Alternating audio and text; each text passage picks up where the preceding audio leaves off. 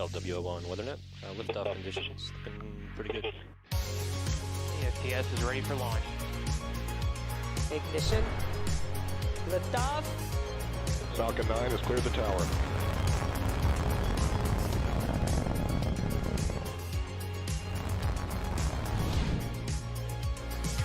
Ten, 9, 8, Side booster ignition. 6, 5, 4, 3, 2, 1.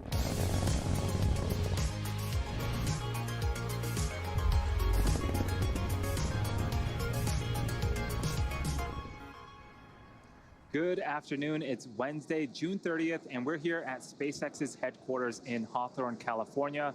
You're looking at a live view of Falcon 9 as it awaits its 3:31 p.m. Eastern Time launch from Space Launch Complex 40 at Cape Canaveral Space Force Station in Florida.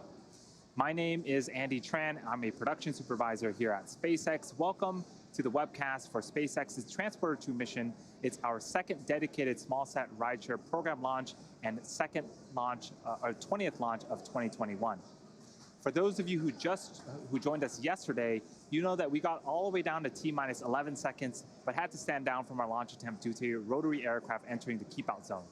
We are expecting the airways to stay clear today and looking forward to having Falcon 9 deliver the 85 spacecraft and 3 Starlink satellites on board to orbit.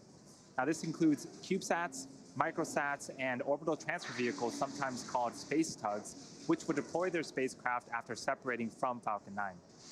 Today's launch is SpaceX's second polar orbit launch from the East Coast, and only the second polar trajectory since the late 1960s flown out of Cape Canaveral.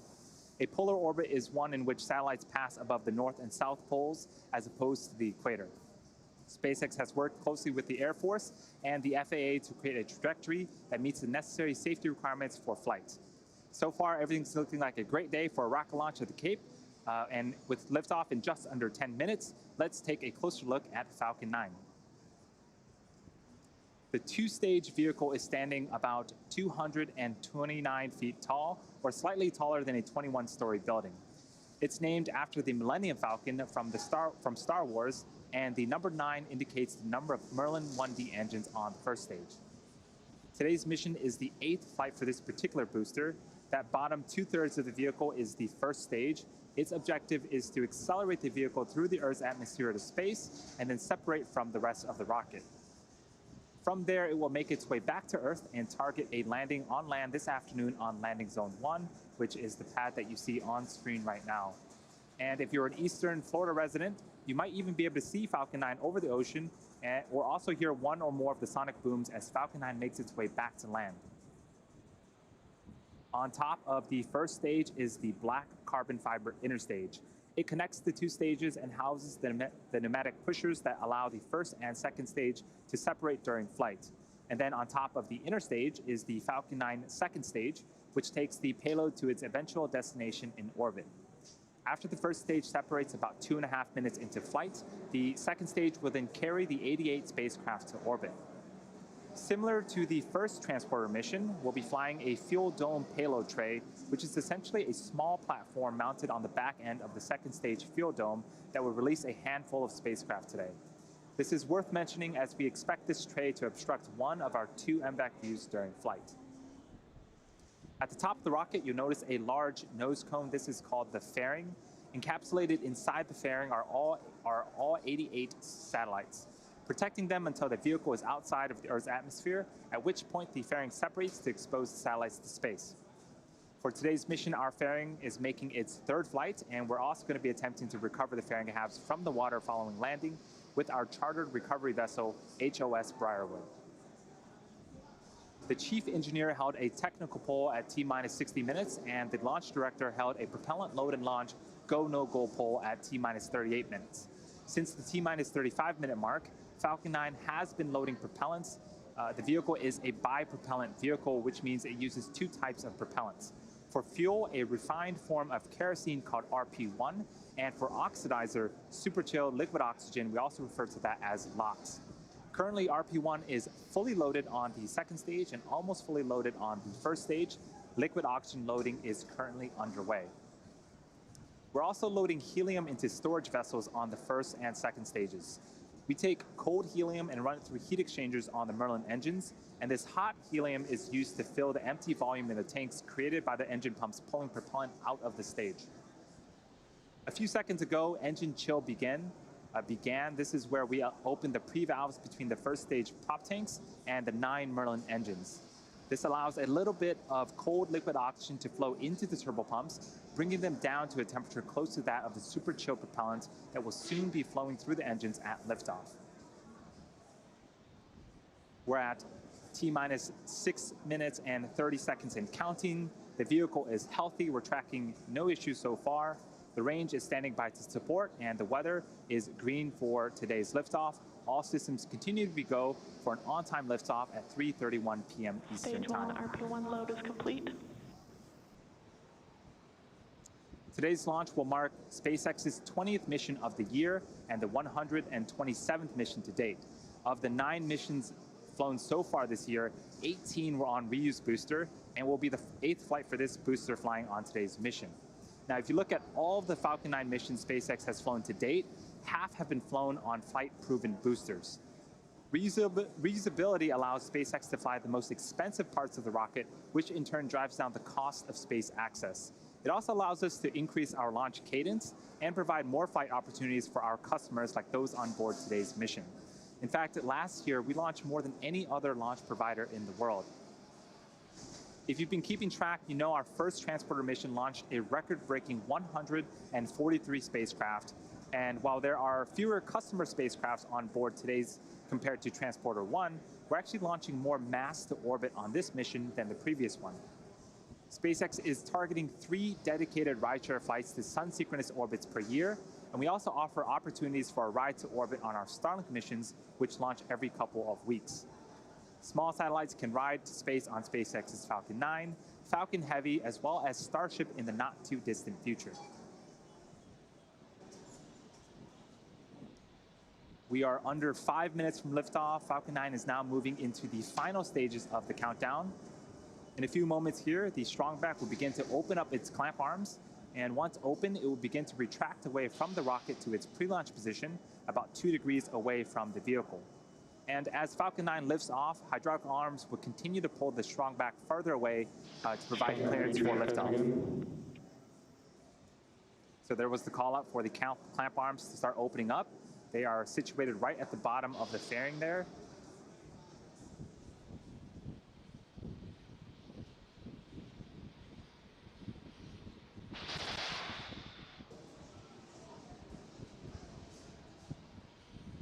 The strongback is part of the transporter erector, also called the TE.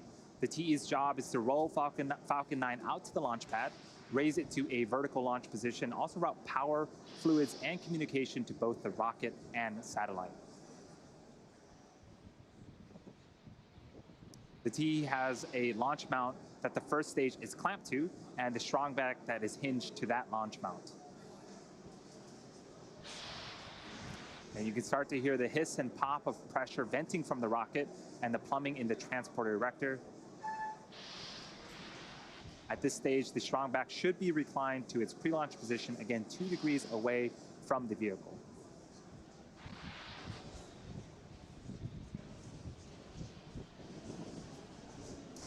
We are just over 3 minutes until liftoff. The vehicle remains in good health. The first and second stages are almost fully fueled. Gaseous oxygen is also venting from the base of Falcon 9. That is the chillin of the Merlin turbopumps. About a minute before liftoff, you will hear the announcement that Falcon 9 is in startup, which means that the rocket's own internal flight computers are now autonomously controlling the launch countdown.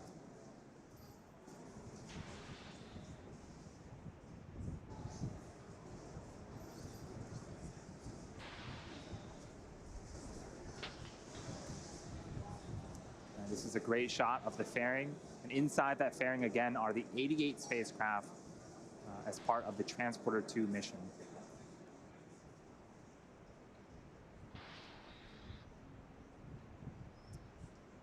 Weather remains green. The range is also standing by to support. And as a reminder, if we don't get the opportunity to launch today, we do have a backup opportunity tomorrow at the same time.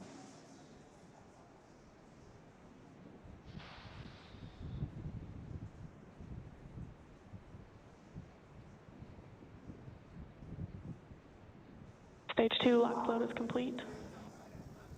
And there was the call up for second stage LOX loading complete. That is the last of propellant loading.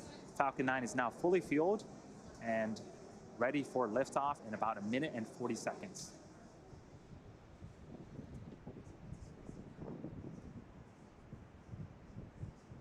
You can start to see some white clouds starting to form around Falcon 9. That is normal and expected for us at this stage in the countdown. When the dense cold liquid oxygen meets the warmer ambient air of Florida, it begins to condense and form the white clouds that you see on screen.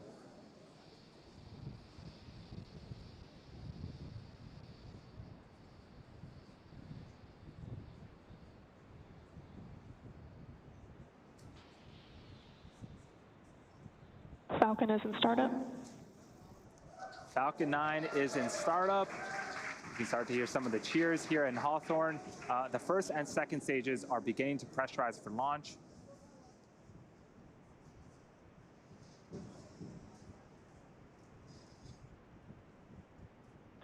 Falcon 9, Transporter 2, LD is go for launch. That was the launch director giving the final go for launch. We are T-minus 30 seconds from liftoff. Let's tune into terminal count and watch as the Transporter 2 mission begins.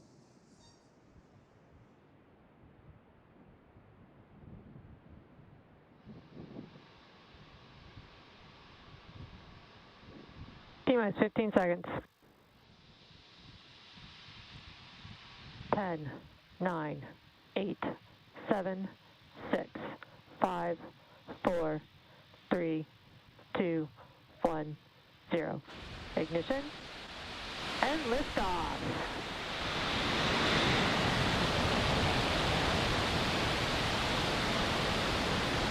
Vehicles pitching downrange.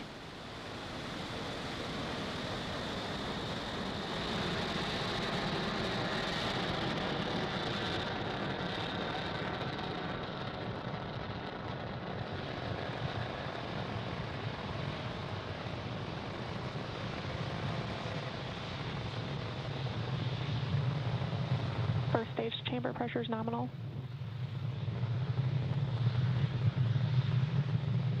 We are T-plus 42 seconds into flight. Falcon 9 has cleared its tower, and we're currently throttling down in preparation for max Q.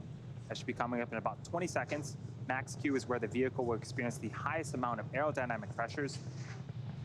Falcon 9 is supersonic.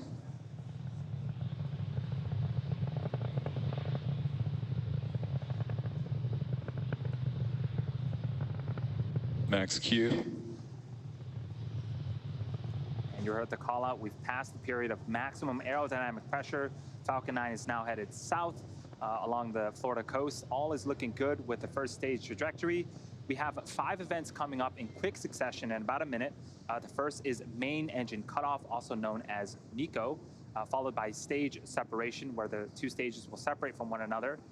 The first stage will then perform a flip to head back towards Florida, and the MVAC engine on the second stage will perform second engine start 1 and ignite that MVAC engine.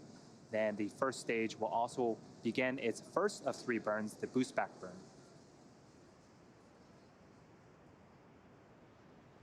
And this is a view from the top of Falcon 9 looking down towards the 9 Merlin engines at the bottom of the first stage.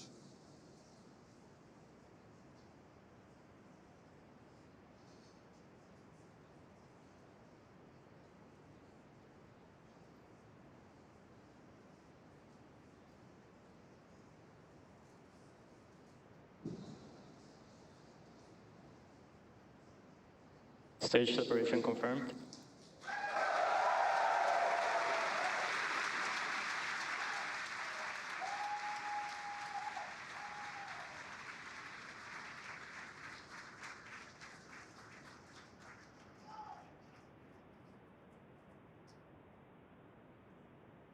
And there you saw on screen, we had successful stage separation. The first stage started performing its flip maneuver. And the boost back burn should be ending in about 25 seconds.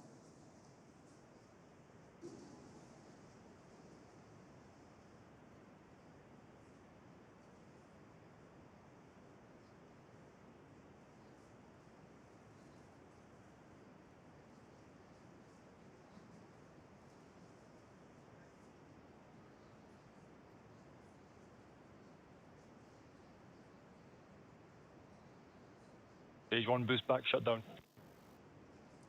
And there was confirmation of a successful boost back burn. Again, that is the first of 3 burns for the first stage. Coming up next is fairing deploy in a few seconds here from the top of the second stage.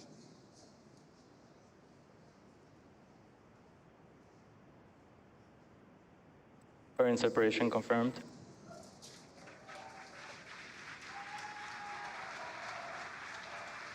And off come the 2 fairing halves, and they have separated and fallen away from the vehicle, exposing the 88 spacecraft to the vacuum of space. As a reminder, the recovery vessel HOS Briarwood will be attempting to recover the fairing halves today from the water. So we are about T plus 4 minutes and 20 seconds into flight. We have a couple of views on screen. On the right-hand side is a view of our second stage Merlin vacuum engine, also known as the MVAC engine. It's currently in the first of 2 MVAC burns. This burn should last for until the T plus 8 minute and 24 second mark. About another 4 minutes left on this burn. And the next milestone will be for the first stage to perform its entry burn. That's what you're seeing on the left-hand side of your screen. Falcon 9 needs to execute an entry burn to slow itself down before hitting the dense parts of the atmosphere. And without this burn, relying on the atmosphere alone to slow Falcon 9 down would put unnecessary strain on the rocket. Vehicle is on a nominal trajectory. The call out for a nominal trajectory. Everything's looking great so far on the Transporter 2 mission.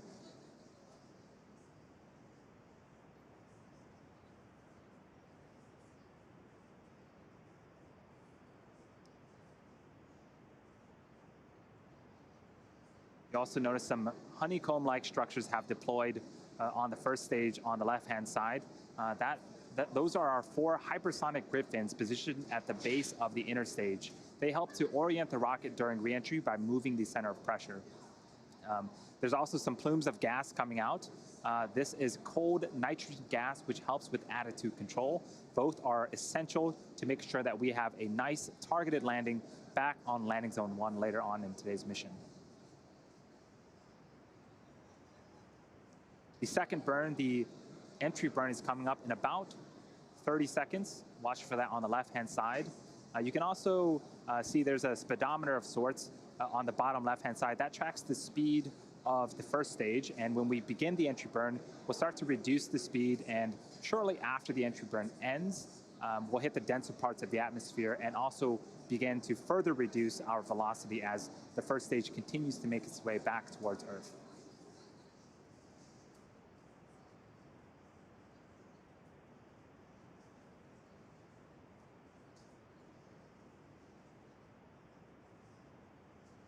Stage 2 FTS is saved. Stage 1 entry burn startup.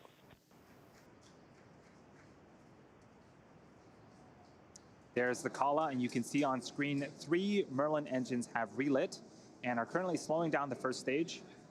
This burn is expected to last for another 15 seconds or so. Vehicle on a nominal trajectory. Stage 1 entry burn shutdown.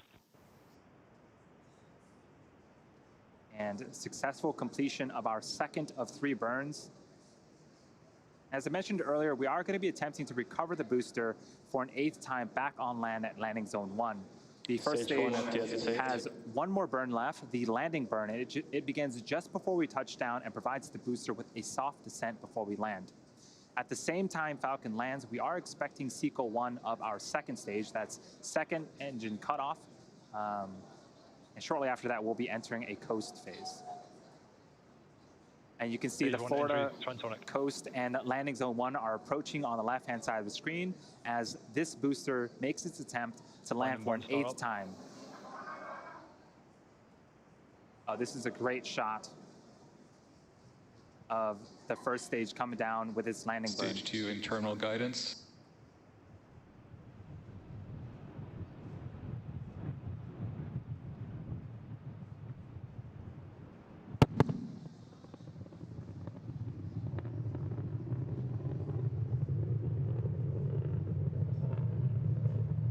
Stage 1, London light deploy.